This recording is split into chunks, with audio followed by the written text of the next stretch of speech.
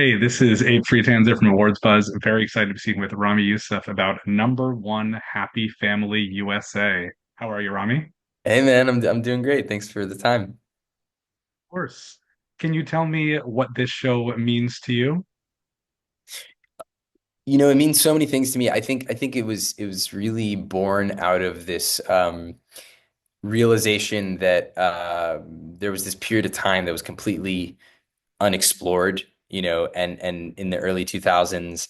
And for me personally, there was just this moment where I had this childhood tension that was somehow, hey, did the popular kids invite me to the party? And are the phones at our house being tapped by the government? And both of those things existed in the same mind of a kid. And it started to feel like it would be really fun to use animation to look at something that, has been pretty unexplored. What are some of your animation influences? Well, I remember when I first saw South Park and I said, wow, how are they saying the things that they're saying and how are they doing it? That was, as a kid, pretty radical and the kind of thing that you kind of didn't want your parents to know that you were watching, and then you'd see it and you go, I think they would like this. And so definitely, love that. And then I think as a kid too, I really liked just anime Dragon Ball Z. I was such a huge fan of. Um, I loved the way like Hey Arnold captured the feeling of New York in this way that I was familiar with just from as a kid having, you know, first been in Queens before going to Jersey, and but it was the city was such a big part of my life. And um so it's something that was never aspirational for me to make. It always connected with me. And then it became the perfect medium to do this. There are definitely a lot of fun things like, Hussein shaving his beard and it growing back in that very instant, like things that Immediately. Yeah. they have to be animation, and I like that a lot. Yeah, that was when I knew we had an animated show because so much of the emphasis around the code switch and understanding that this is something everybody does. People are different the second they step out of their house, right? And for this family, the reasons that they are is because they also have this like large global target of doubt on them.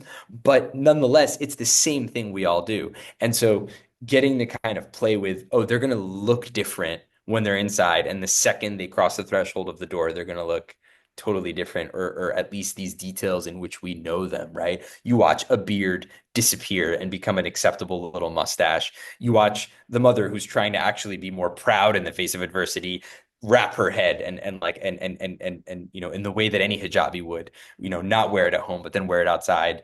You see the daughter blend in, take her curly hair and make it straight, which was one of my, as a kid, I always stuffed my hair, under a hat because I was like, I don't like that it's curly, so you kind of watch these things that, people do for emotional reasons, but then in the animation, you get to, you just get to, it's on crack. It's just like boom, it just happened in zero point 0.5 seconds and you get to laugh at it. So it's not sad. It's not this, oh, I gotta hide who I am. It's, oh, that's hilarious. I mean, this guy will do anything to get rid of his beard.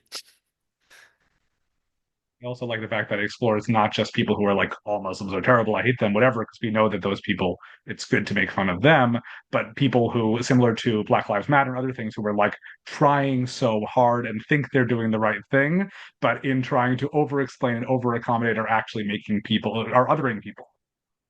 Yeah, one of my favorite bits is the teacher, Mrs. Malcolm, played by Mandy Moore, where like now that the family's under all this heat after 9/11, she suddenly tries to be overly sensitive to the kid whose name is Rumi, but she earlier was able to say his name, and now all of a sudden she's like, and she starts making all these sounds because she can't pronounce the name. And it's like, wait, you were just pronouncing it, and now you've totally, in trying to make me feel okay, you've actually totally othered me to the point that you forgot my name. And I think that's the kind of thing that, you get to do in this format. And it's so fun. To that point, do you think that people who have experienced this particular kind of, prejudice and treatment will have a different reading of the show than those who are seeing it from an outsider lens for this, for I think there was universality to it, but also just that this was not their experience. Yeah, that's my hope. I mean, my hope is always that something is kind of batting at multiple levels where, you're able to see that initial crude fun layer that's just going for the big joke, and then bunch of the audience is able to feel it on the deeper level. But and on certain bits you might flip. Someone sees the deeper level, someone sees kind of the more shallow. But I love this format because you know what? It even if you don't really get the thing I'm talking about, you'll get the gag joke. Like a kid could get the gag, the gag joke. Kids shouldn't watch this, but you know what I mean. Yeah. Well, I feel like trying to make this, 2002, 2003 might have been a little bit of pushback. But I feel like now this is exactly the kind of show we should be having. Was it difficult at all to get this made? I think that there I were think that there were definitely. definitely. Oh, I started to hear myself on an echo. No, no, I think I'm okay now. I think that there were definitely concerns. I think there were definitely, hey, how are we going to touch on that? How's that going to work?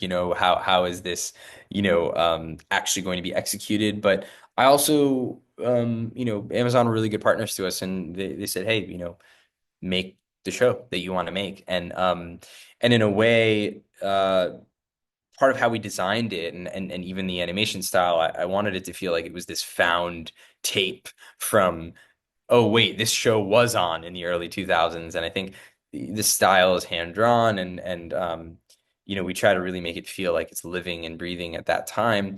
Um, but it also really speaks to the conversations we're having around censorship and surveillance today. And I think that it's something that everyone should feel concerned about, not just Muslim families and not just immigrants who are currently, in the crosshairs and the target around free speech and around surveillance, especially with entry and exit from the United States. But um, this is something that everyone should understand is especially with tech, like this idea that you might have to prove your patriotism, this idea that, not all speech is free. We're starting to feel that and we're starting to see that. And so, this family thinks that they just have to do this to blend in the aftermath of a tragedy where they kind of, it's the title of the show. They say, we're going to prove to everyone that we're number one happy family USA.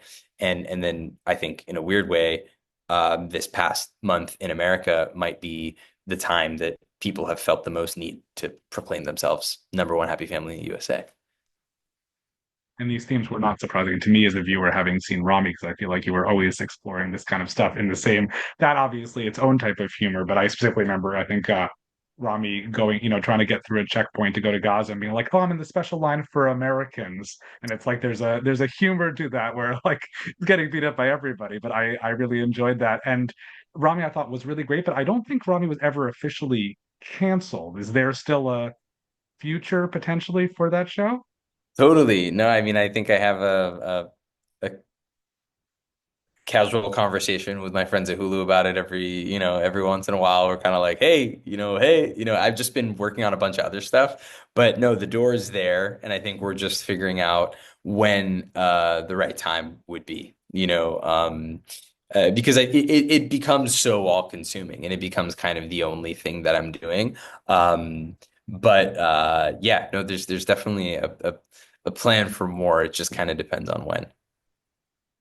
Right. I also really enjoyed seeing you in the supporting role in The Favorite, which I feel like is not, sorry, not Favorite, in Poor Things. I like just Yeah. entered, like you were like, I was in The Favorite. What is this? Is new. This is new to me. Sorry, Poor Things, which I feel like is not really the context we typically see you, but I have to imagine that film was so much fun, and I'm curious if you have plans to do that kind of thing again in the future. Yeah, absolutely. I mean, that's what I think is really fun for me, and just the acting part of my life where I get to, explore things. So much of what I write is just the things that are I'm really compelled to explore, and I feel like um, you know, I have this point of view that I want to craft and share. But then when I get to act, it's, yeah, in Poor Things, I got to play a doctor from the late 1800s. And end of this month, I'm get really grateful to be part of, Jesse Armstrong's new project, Mountainhead, where I'm playing this, Italian tech billionaire, and so it's a totally different thing for me, and getting to do that stuff and getting to just work with great people like Yorgos and Jesse, it's just super inspiring, you know. For Mountainhead, is that something that we should expect? Like people, I think are like Succession, even though obviously Jesse has done other things. Is that a good frame of reference, or is there something better people should think about going into it so they have the right expectations? I think it's a good frame of reference. I mean, I think that, Jesse really embraced in the way that I think all great artists embrace styles that they have, and that's such a style that he's really found, and I think he's made something that wholly feels like a movie that stands, very much on its own. I mean, I just got to see it, and at the same time, if you are a fan of Succession, you're gonna see what you loved about Succession, because that's in the same way that you said, kind of watching this animated show, you kind of see other things that I've worked on, but it's same, but it's also really not, right? Because it's just its own thing too, and so yeah, I'm really excited about that one. Great. Anything else coming up that you can talk about? I'm on tour running a new hour, and so I've just been going around, getting to just I love traveling this country, and meeting different people in different places that are outside of kind of the New York, LA usual back and forth that I do. And so yeah, that's been really fun, and kind of getting together my next special right now. Great. I'm sure you encounter people who aren't always so fond of you in some cases, and especially with this show and Rami. I feel like you probably have a good way to respond to some of that, but would like to hear, what your go-to if somebody comes up to you without an open mind to experience what you're looking to do.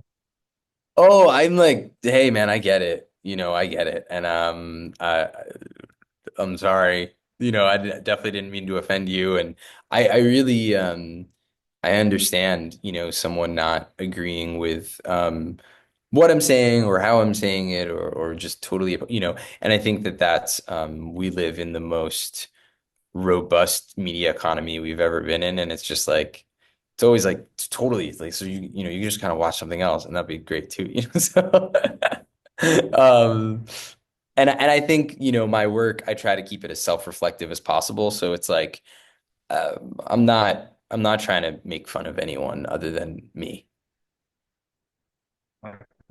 Well, there's so much that you said, and I'd like to know what TV you've seen really stuck with you. I think doing great things at the moment.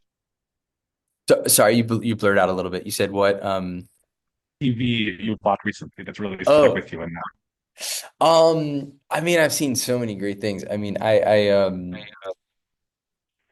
like I really love Ben Stiller's directing on Severance. I think it's just like really, it's a really cool tone, and I just love the performances that are there. Man, there's some of the rehearsal this season with Nathan that is just so bonkers, and just really fun, and really inspiring. I love Deli Boys. I watched that. Um, and I just started to see some of Adults that's coming out on FX, and that's so funny. It's so fun. All those guys are stars. I mean, it's really cool to see like a cool ensemble like that.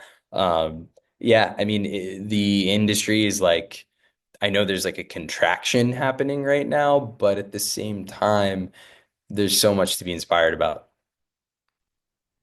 absolutely. Well, I look forward to seeing your upcoming projects. Wish you plenty of luck with the tour and more of Rami the show whenever that will happen. Thanks, Abe.